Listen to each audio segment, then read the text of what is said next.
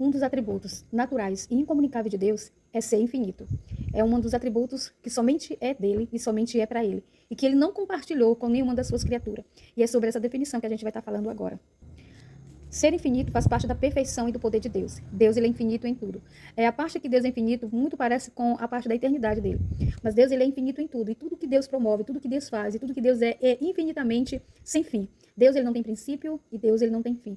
Então Deus, ele, em toda a sua plenitude e em todo o seu poder, ele é infinitamente Deus, infinitamente poderoso, infinitamente santo, infinitamente glorioso, infinitamente eterno. A gente tem um atributo chamado sobre a onipresença de Deus. Então, como ser infinito, ele está em todos os lugares. E não tem como você, Deus, ocupar simplesmente um pequeno espaço ou um grande espaço, porque ele ocupa todos os espaços. E isso faz parte da sua perfeição, desse atributo da infinidade de Deus. Então, ele como um ser infinito, nós sabemos que ele não tem fim, já falei, ele não tem um tempo que rege Deus, não tem um tempo que possa definir Deus, não tem nada. Deus é um ser incompreensível, ninguém compreende Deus. Deus é um ser que faz exatamente o que ele quer, dentro da sua responsabilidade como Deus, porque Deus, sendo Deus, ele tem ele mesmo se autodomina, ele faz tudo para a sua glória, ele faz tudo para a sua majestade. Deus, ele não quebra princípios, Deus não quebra lei, Deus, ele não se deixa ser levado por emoção, Deus não é um ser emocional, tudo que Deus faz é perfeito. No livro de Apocalipse, vai falar sobre isso, Apocalipse 19:6, e ouvir que a voz de uma grande multidão, e como que a voz de muitas águas, e como que a voz de grandes trovões, que dizia, aleluia, pois já o Senhor, Deus Todo-Poderoso reina. E aqui fala um pouco sobre a infinitude de Deus. Deus, ele é infinitamente poderoso, e rege tudo. E tudo dele é grandioso, tudo dele é imenso, tudo dele não tem dimensão, não tem tabela que define Deus, não tem fita métrica que mede Deus, ou que mede o seu poder, ou que mede a sua glória, ou que mede ele. Não, Deus, ele é infinitamente poderoso, infinitamente grande. No livro de Salmos 5:13 vai dizer, exaltado está o Senhor acima de todas as nações, e a sua glória sobre os céus. Quem é como o Senhor, nosso Deus, que habita nas alturas, e que se curva para ver o que estás nos céus e na terra? Quem é como o nosso Deus? Um ser tão poderoso, um ser tão grandioso e majestoso, que se curva para saber o que se passa na terra. E ele sabe exatamente tudo o que acontece conosco. Um Deus tão grande, capaz de ver os mínimos detalhes da sua criatura, e tudo para ele tem importância. Ainda que seja o mínimo dos mínimos, que aparentemente não tem tanta significância, mas Deus rege tudo, até as coisas que para nós parecem ser seres insignificantes.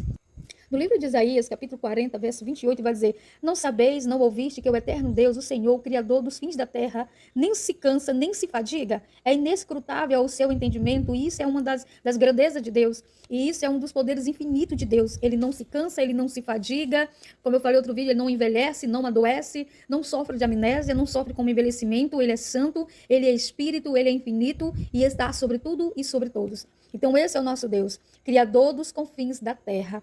Talvez seja que em algum lugar nunca foi habitado por um ser humano. Talvez seja que em algum lugar alguém pode dizer, não fomos capazes de chegar lá. Mas Deus é o Criador de todas as coisas. E Ele pode sim chegar até os confins de tudo que Ele criou.